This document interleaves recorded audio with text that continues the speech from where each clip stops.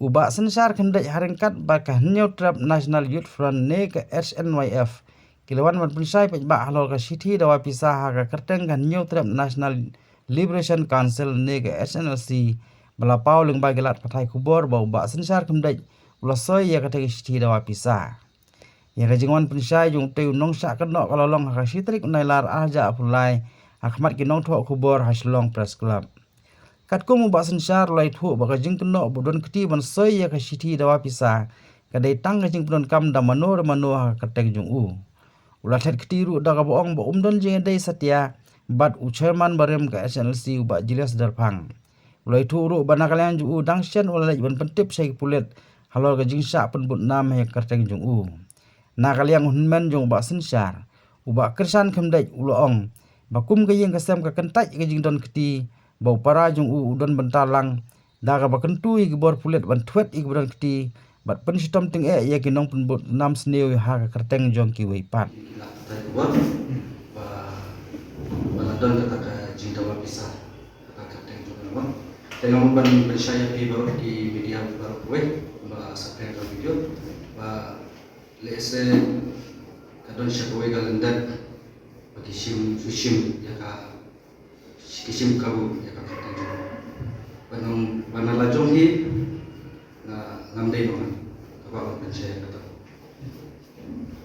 Okay, one thing yang ni press club akan ikut kalau mas with confidence bahwa ni udah osnam ni para juga usinsar kunde kumbala serius ke kerteng jumu bahwa udah betah ini di bah belum bisa ni nanti kepengen bersit agak iblang kesalang kita umpat juga, ni bayi ngasam juga umpat juga ketiak kita kita. But aku kalian mas nyo itu ko bani balami aku ngopor marmar ni ngilale siaga board di police department bani lafai ni FIR. Tenaga police ro kila simkia tabala ki angin threat ya kini diberi ba misi se ka tengjo para jepi. Tingimut kalau kamu tenda kakam tengi keman susun siap press club ni baik ni lah susah suam tu singar sini. Tentang ada betul ke sini, ini kini sini kami dia nak kubur bat kalau tuat soal SNLC yang senjata kumle. Temenin dalam ni kubur lah pergiam soal ni sengaja CNYF yang senjata kumle. Tengi lagi lagi bayi ni lah sukru patani ke abjima yang ya tak senjata kumle. Lese udan kita kentip untuk kini kalau abjima, tapi jin sukian ni dari kundu nilafu ni urung presiden juga SNYF u sabda belak, ini lalek hari bagi kundu yang sabda untuk, tapi dari jin sosialnya lagi nilai kerpat ke jingiram lagi bagian yarapan pensai lagi kini kubur sikit baik.